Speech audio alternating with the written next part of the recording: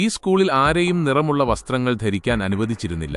എന്നാൽ ഒരു ദിവസം ഒരു പുതിയ പെൺകുട്ടി അവിടെ എത്തി. അവൾ ഗേറ്റ് കടന്ന നിമിഷം അവൾക്ക് ചുറ്റുമുള്ളതെല്ലാം കറുപ്പും വെളുപ്പുമായി മാറി. അവൾ നിയമങ്ങൾ അവഗണിക്കുകയും ആദ്യ ദിവസം തന്നെ ചുവന്ന ലിപ്സ്റ്റിക് ധരിക്കുകയും ചെയ്തു. പ്രിൻസിപ്പൽ ഇതറിഞ്ഞപ്പോൾ അത് തുടച്ചുമാറ്റുകയും സ്കൂൾ നിയമങ്ങളെല്ലാം വായിച്ചുകൊണ്ട് വെയിലത്ത് നിൽക്കാൻ പെൺകുട്ടിയോട് ആജ്ഞാപിക്കുകയും ചെയ്തു. പക്ഷേ ആ പെൺകുട്ടി ഒരു ഗിഗാച്ചാഡാണെന്ന് തെളിഞ്ഞു. അവൾ പ്രിൻസിപ്പലിന്റെ മുന്നിൽ വെച്ച് തന്നെ നിയമപുസ്തകം തീയിട്ടു. എല്ലാവരും ഞെട്ടിപ്പോയി. പക്ഷേ പുസ്തകം കത്തിക്കാൻ പാടില്ല എന്ന് ഒരു നിയമവുമില്ലെന്ന് അവൾ നിസ്സാരമായി പറഞ്ഞു. പ്രിൻസിപ്പൽ പ്രകോപിതയാകുകയും അവളെ ഒരു മുറിയിലേക്ക് വലിച്ചിഴച്ചുകൊണ്ടുപോയി 2 വലിയ സ്പീക്കറുകളിലൂടെ സ്കൂൾ നിയമങ്ങൾ ഉച്ചത്തിൽ കേൾപ്പിക്കുകയും ചെയ്തു. പക്ഷേ പെൺകുട്ടി അത് കാര്യമാക്കിയില്ല. അടുത്ത ദിവസം അവൾ തലയിൽ പച്ച റിബണുകൾ ധരിച്ചു. ഇത്തവണ പ്രിൻസിപ്പൽ അവളുടെ മുഖത്തേക്ക് ആവർത്തിച്ച് തെളിച്ചമുള്ള വെളിച്ചമടിച്ചുകൊണ്ട് അവളെ ശിക്ഷിച്ചു. പക്ഷേ എന്നിട്ടും ഒരു ഫലവുമുണ്ടായില്ല. അടുത്ത ദിവസം അവൾ തിളക്കമുള്ള പർപ്പിൾ നിറത്തിലുള്ള മുടിയുമായി തിരിച്ചെത്തി. അവളുടെ സഹപാഠികൾ ഇത് ആസ്വദിക്കാൻ തുടങ്ങി. പതുക്കെ അവർക്ക് പ്രിൻസിപ്പലിനോടുള്ള പേടിയില്ലാതായി. പ്രിൻസിപ്പൽ അവളെ വീണ്ടും ശിക്ഷിക്കാൻ ശ്രമിച്ചപ്പോൾ വിദ്യാർത്ഥികൾക്ക് സഹിക്കാനായില്ല. അവർ എഴുന്നേറ്റ് നിന്ന് സ്കൂളിനെതിരെ പ്രതിഷേധിക്കാൻ തുടങ്ങി. കാരണം ആ പെൺകുട്ടിക്ക് നന്ദി, അവർക്കിപ്പോൾ